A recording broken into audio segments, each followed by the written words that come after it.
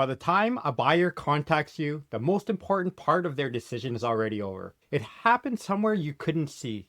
It happened during the phase where you were never invited. They researched you, compared you, and mostly made up their mind. And all of it happened in private before they ever raised their hand. I call this the invisible research phase. This is where deals are truly won and lost. This is one piece of the bigger framework that I call the conversion ecosystem. And my goal is to use this system to help you become the most visible, the most valuable, and the most trusted business in your market. So if that interests you, keep watching. Most businesses act like the buying process starts when the buyer reaches out. But that first contact is only the tip of the iceberg. Beneath it lies a long hidden phase of private research. That's where most of the deciding happens. If you're not present and persuasive during that invisible phase, you're showing up to a decision that's already been made without you. If you run a business, especially as a founder or a professional service, your buyers are moving through this invisible research phase right now.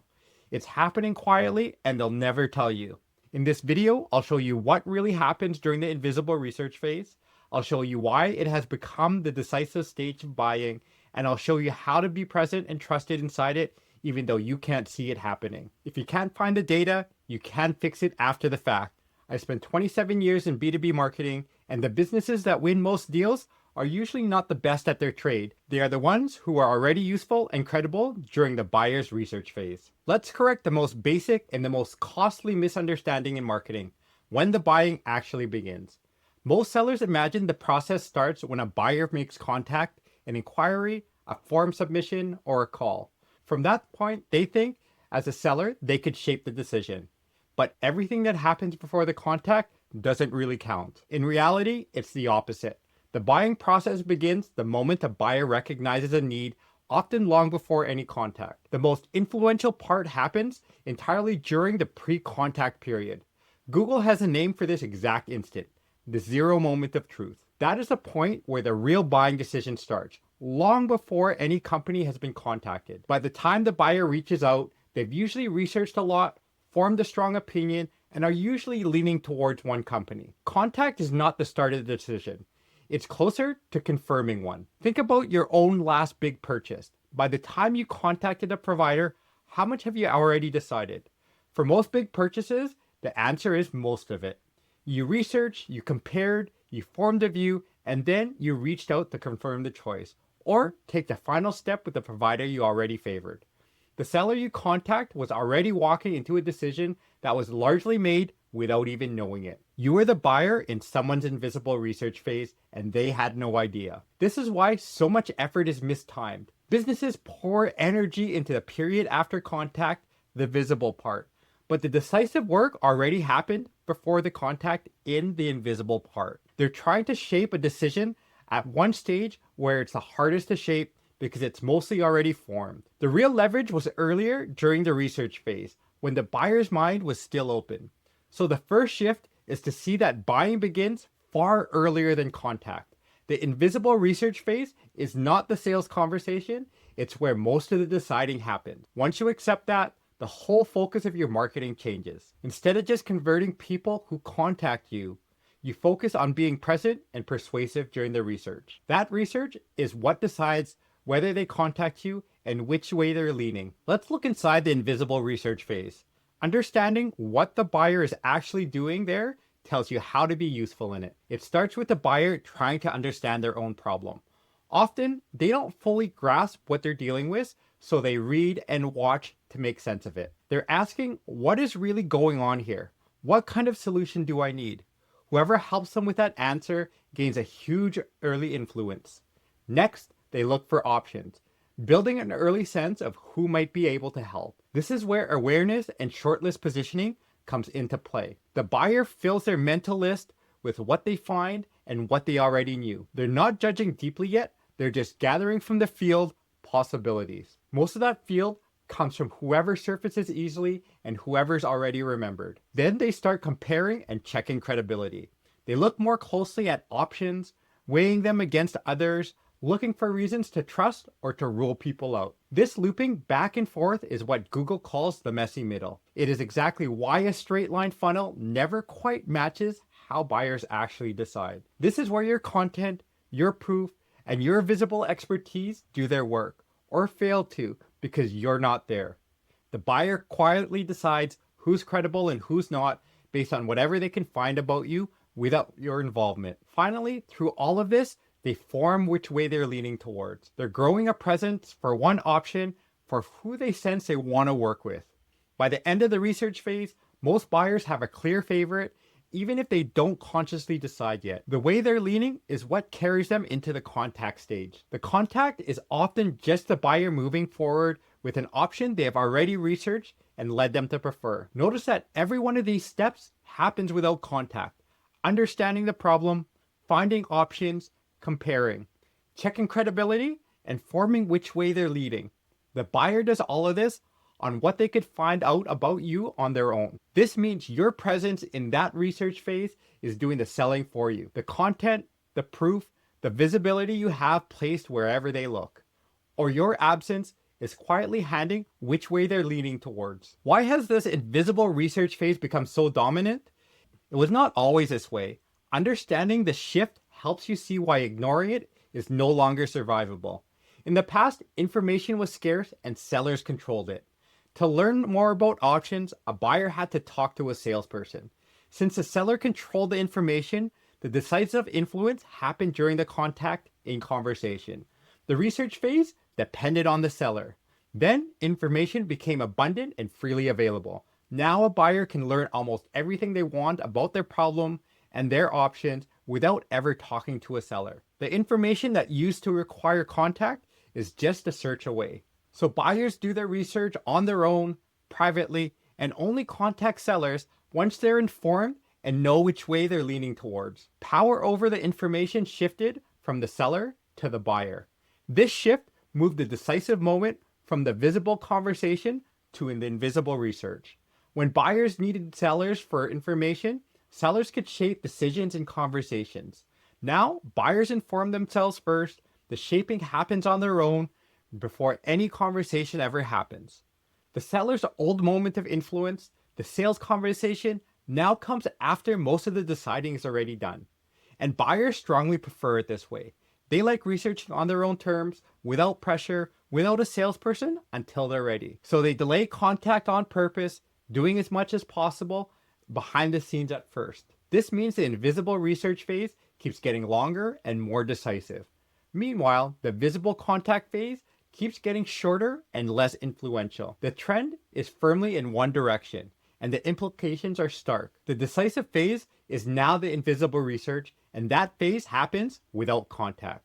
So your ability to shape decisions depends almost entirely on your presence during research, not your skill in conversation. A business that's invisible during the research phase has given up on the decisive phase entirely. It doesn't matter how good your business is once contact finally happens. In a world of informed, independent buyers, you win or lose mostly on the research you cannot see. Let's sit with what it means to be absent during the research phase. The danger is real, and as always, it is invisible. If the buyer researches their problem and their options and never runs into you, several things happen, and none of them are good, and they never see any of them. First, you simply don't make the mental shortlist because you didn't surface during the exact phase when the shortlist was formed. The buyer fills their list from what they find. If you're not findable, you're not on it. You get eliminated before contact during research without ever knowing the research happened. There's a name for this exact fate. I call it silent elimination. This is the exact blind spot that the conversion ecosystem is built to close. Second, even if your name is vaguely on their mind, the absence of your content during the research works against you. When the buyer checks you out and finds little, that emptiness reads as lack of credibility. Meanwhile, a competitor with a strong presence looks far more credible by comparison. They have useful content. They have visible expertise. They have proof. Your invisibility during research does not just leave you out, it actively makes you look weaker than competitors who showed up. Third, you give all the influence over to whoever the buyer is learning from. And who they're leaning towards forms during research. And who they're leaning towards gets shaped by who the buyer runs into and trusts from there. If you're absent, you have no say in which way they're leaning, while competitors who are present are actively shaping it in their favor. By the time you might get contacted, the buyer is already leaning towards someone else. You're stuck trying to reverse a preference that was formed without you. Add this all up, and the picture is bleak for businesses that are absent from research. You're not on the short list, you look less credible to competitors who showed up, and you have no say over which way the buyer is leaning. You get fewer contacts, and worse, contacts are already leaning against you without understanding why. The research phase you get ignored quietly, decided against you over and over. So how do you shape a phase you can't see and were never invited to? You can't take part in it directly, but you can place things in its path. You shape the invisible research phase by making sure that wherever a buyer researches, they run into you. Useful, credible, and present. You can't be in the room, but your content and proof can be. The first move is to put genuinely useful content where the buyers research their problem. Since the research phase begins with the buyer trying to understand the problem, content that helps them understand it makes you a helpful, credible guide from the earliest moment. This is how you enter the research phase, not by reaching out, but by already being there, helping when the buyer goes looking. You become part of their research instead of a stranger that they have to read. The second move is to make sure when a buyer checks your credibility, they find substance. Since the research phase involves comparing and checking credibility, you need visible proof of your expertise and results. That way, scrutiny strengthens you instead of weakens you. When the buyer looks into you, and they will, they should find a credible and substantial presence that makes them more confident in you. The third move is to be present consistently across all places the buyer looks. So keep showing up through their research, not just once. Remember, research is stretched out and repeated. The buyer runs into options multiple times across multiple sources. The more consistently you show up throughout their research journey, the more familiar, credible, and top of mind that you become. And the more you shape their learning, the more they favor you. Notice what all of this requires. Your presence has to be built in advance and standing ready, because you never know when a buyer's research phase is happening. You cannot scramble to be present once a buyer is researching, because you cannot see them doing it. And the only way to be present during the invisible research phase is to build a standing presence beforehand. Then, whenever a buyer researches, you're already there.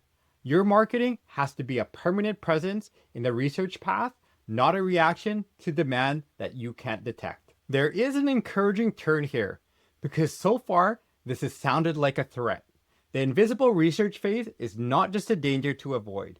It's the single greatest opportunity to win deals before there are ever contests.